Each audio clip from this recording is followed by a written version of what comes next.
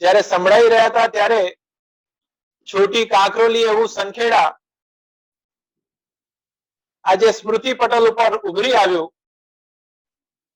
પૂજ્ય પિતૃચરણ પણ આજે આજ્ઞા કરતા હતા કે સંખેડા જતા હતા કેવા આનંદથી સ્વાગત થાય અને કેટલા ધોળપદ કીર્તન એ જમાનાના વૈષ્ણવો ગાતા હતા. ત્યારે આજે આ સુંદર આયોજન, એ જ ધોળપદ કીર્તન ખૂબ સુંદર રીતે આજે અહીંયા રજૂ થયા છે. અને વાઘોડિયા રોડ ઉપર સંખેડા અને ડભોઈ દશાલાલ સમાજ બંને બહુ એક્ટિવ સમાજમાં ગણાય છે. આ કોરોના કાળમાં પણ જે પ્રવૃત્તિઓ આપણા સમાજ દ્વારા કરવામાં આવી એ મને લાગે છે એક સર્વોત્તમ પ્રવૃત્તિ આપણા દ્વારા કરવામાં આવી છે.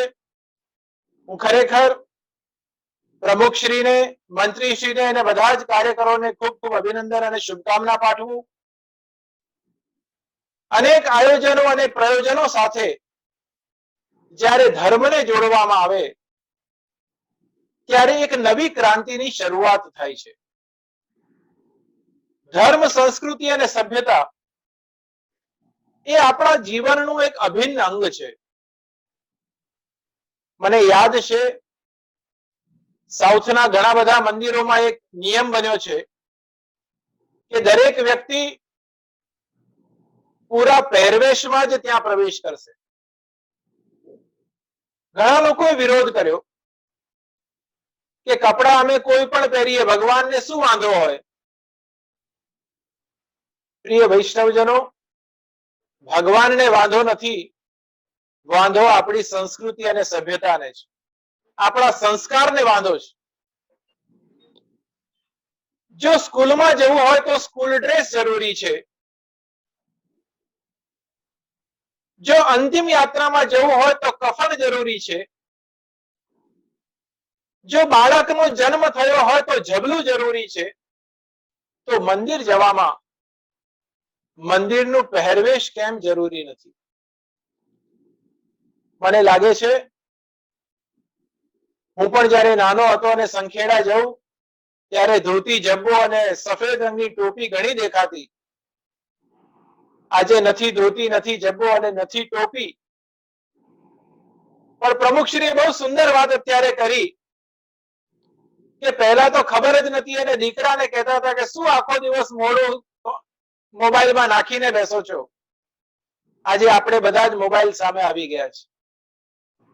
આ પરિવર્તન, આ સંજોગોનું પરિવર્તન, આ સમયનું પરિવર્તન આપણે બધા જ અનુભવ કરી રહ્યા છીએ.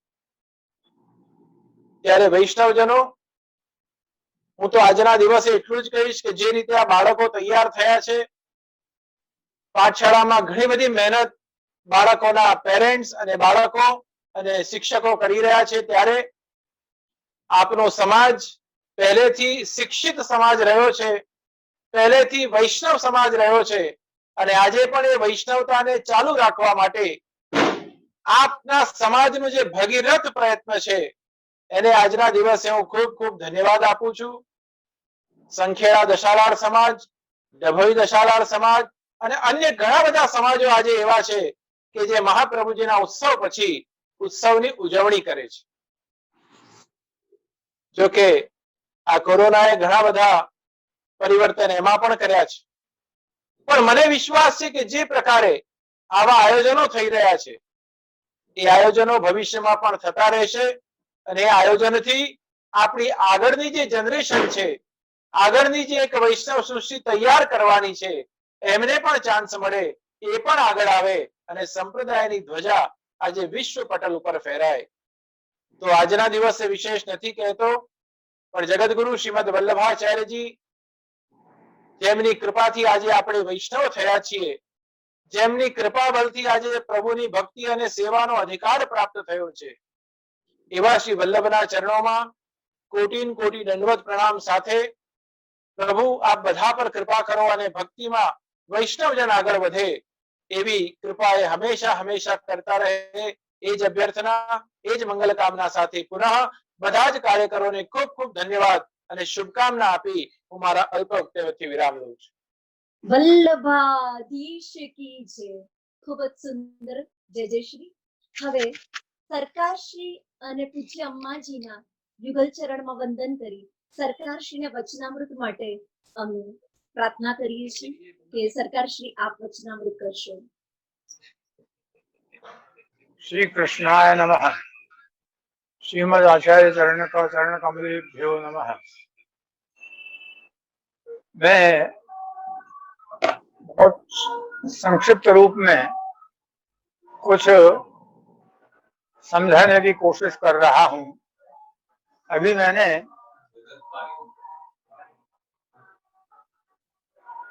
मैंने आप लोगों के यहाँ अभी जो छोटे बालिकाओं ने संवाद किया उसमें चरण स्पर्श के संबंध में कुछ बहुत अच्छे ढंग से समझाया, परंतु मेरा मन ये कर रहा है कि उसमें जहां कहीं कुछ थोड़ी बहुत भी क्षति मुझे नजर आई उसको मैं समझाऊं तो बहुत अच्छा होगा। पहली बात तो ये है कि श्री प्रभु के चरणार बिंदों में अपन जब चरण स्पर्श करने जाते हैं तो चरण स्पर्श इस तरह से नख की ओर से यूं जो मांगते हैं वो चरण स्पर्श करने की आज्ञा मांगते हैं। नख उनके चरण पर स्पर्श नहीं होने चाहिए। अपने नखों का स्पर्श भगवान के चरणार बिंदों में नहीं होना चाहिए, न गुरु के चरण में होना चाहिए। ये आज्ञा मांगने का प्रकार है। और कई लोग ऐसा मानते हैं कि भगवान के चरण वाम पुष्टि का है और दक्षिण मर्यादा का है। सबसे बड़ी भूल यही है। भगवान दोनों रूप में विराज रहे हैं। दाढ़ी बंद करनी पड़ेगी।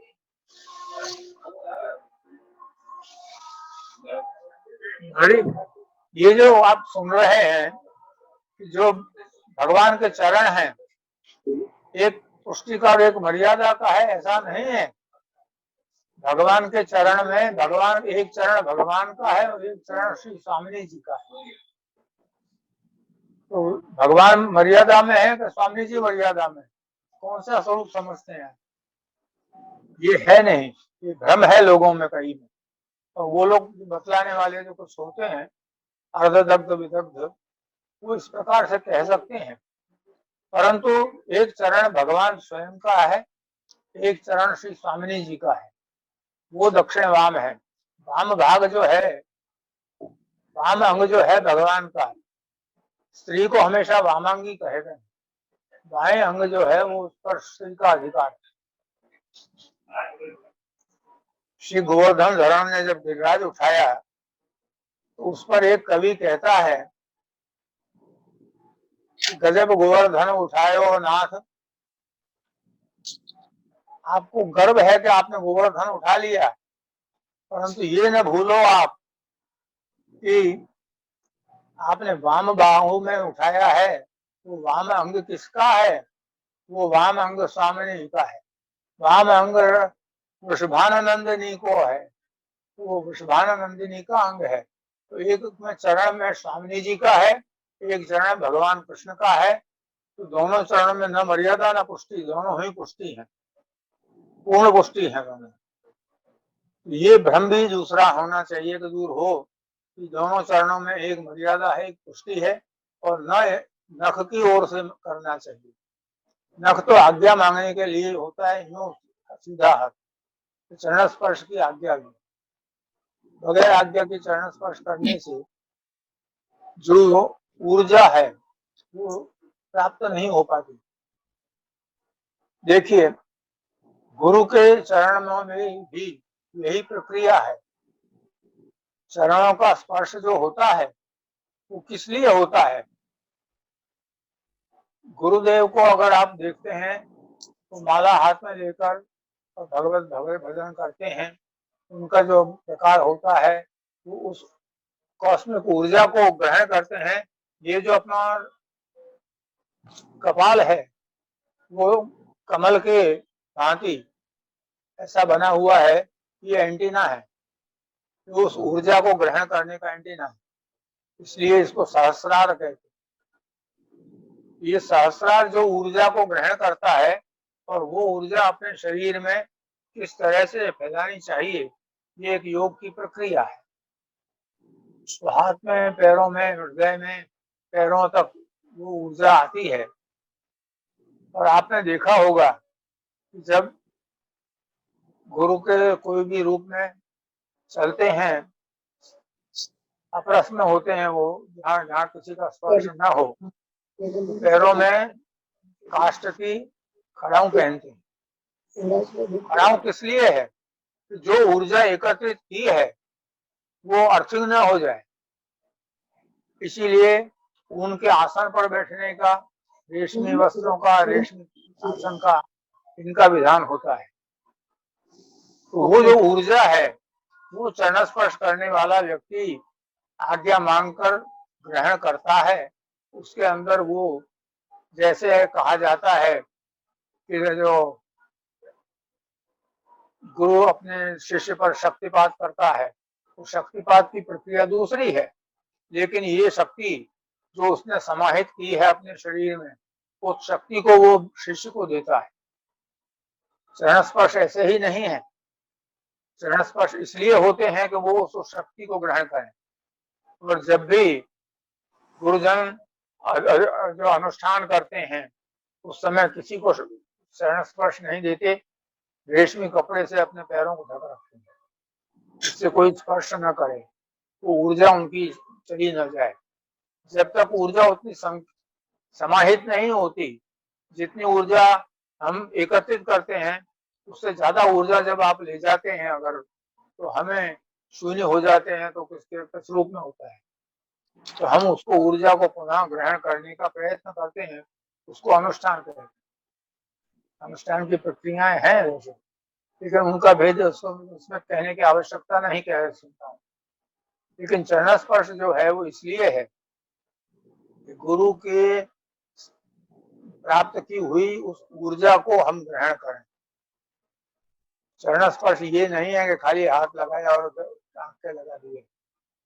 अगर ये भाव नहीं होता है तो वो ऊर्जा भी नहीं आ पाती। तो वो ऊर्जा आप में नहीं आती तो उसका उसकी कमी तो रह ही जाती। ये ऊर्जा का जो प्रकार है ये वास्तव में चरण स्पर्श का प्रकार है। श्री प्रभु के चरण स्पर्श भी इसी प्रकार से होते हैं। और उसमें दक्षिण वाम दक्षिण वाम वाम दक्षिण वाम दक्षिण वाम दक्षिण करने की कोई आवश्यकता नहीं। चरण स्पर्श दक्षिण और वाम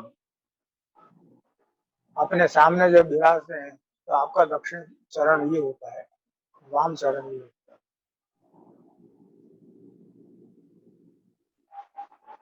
इसलिए इस रूप में उनको, क्योंकि आप मदन मोहन जी की तरह जब चरण होते हैं, किस तरह से चरण है उसके ऊपर ये आधार रखता है। परंतु ये उस चीज को समझ करके चरण स्पर्श करना चाहिए। ये चरण स्पर्श का प्रकार है, इसको संक्षेप में समझाता हूँ, समझा दिया है मैंने। उसके लिए मैं अपना इतना ही वक्तव्य कहकर आज की इस वक्तव्य को यहीं समाप्त करना चाहता हूँ। श्री वल्लभाधीश की जय।